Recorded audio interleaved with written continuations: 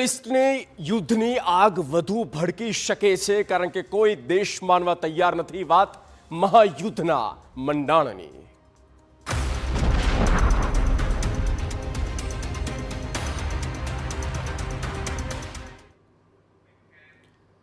યુદ્ધ નહીં પણ મહાયુદ્ધ તરફ જઈ રહ્યા છે બંને દેશ અને વોર મોડમાં ફરી એક વખત અમેરિકા અને ઈરાન આવું એટલા માટે અમે કહી રહ્યા છે કારણ કે કોઈ પણ દેશ એકબીજાની શરતો માનવા તૈયાર નથી। લેટેસ્ટ અપડેટ શું છે તેની વાત કરીએ। બિગ વોલ પર આપણે કેટલીક વિગતો દર્શાવવા જઈ રહ્યા છે જેમાં અત્યારની લેટેસ્ટ અપડેટ ખ્યાલ આવશે। ઈરાન દ્વારા જે પ્રસ્તાવ અમેરિકાને આપવામાં આવ્યો અને આ પ્રસ્તાવ અમેરિકા દ્વારા ફગાવવામાં આવ્યું છે અને આ પ્રસ્તાવ જે આપવામાં આવ્યો હતો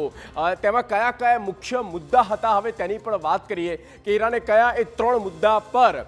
અમેરિકા સાથે ડીલ કરવાનું નક્કી કર્યું અને તેમાં અમેરિકાએ હામી ભરી નથી તો એવા પ્રસ્તાવના મુખ્ય 3 મુદ્દાઓ છે અને તેમાં સૌથી પહેલા મુદ્દો નંબર 1 એ રહ્યો છે ઈરાન દ્વારા જે કહેવામાં આવ્યું કે અમેરિકા હોર્મુઝથી નાકાબંધી હટાવે। આ તેમના પ્રમુખ મુદ્દામાં સૌથી મોટી બાબત આવી છે કે સ્ટ્રેટ ઓફ હોર્મુઝમાં જે નાકાબંધી અમેરિકા દ્વારા કરવામાં આવી છે તેને હટાવી દેવામાં આવે અને એ હટાવ્યા બાદ બીજો મુદ્દો અને એ હટાવ્યા બાદ જ તે ન્યુક્લિયર પર વાત કરવા માટે આગળ વધશે, અમેરિકા સાથે બેસી શકે છે, વાતચીત થઈ શકે। જો નાકાબંધી હટી જાય તો પછી ન્યુક્લિયર પર વાતચીત થઈ શકે સંભાવના ખરી અને સાથે સાથે ઈરાન દ્વારા એ પણ કહેવામાં આવ્યું, ત્રીજી વાત એ કરી છે કે મિસાઇલ પ્રોગ્રામ જે ઈરાનનો ચાલી રહ્યો છે તેની ઉપર કોઈ જ પ્રકારની વાતચીત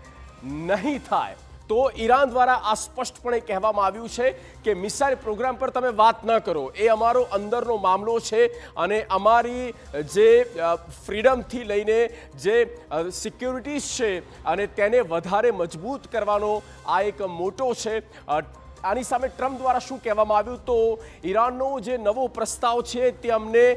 નામંજૂર છે, આ પ્રસ્તાવ ખારીજ કરી દેવામાં આવ્યો ડોનાલ્ડ ટ્રમ્પ દ્વારા અને વધુમાં એમ પણ કહ્યું કે પાગલ લોકોને પરમાણુ શક્તિ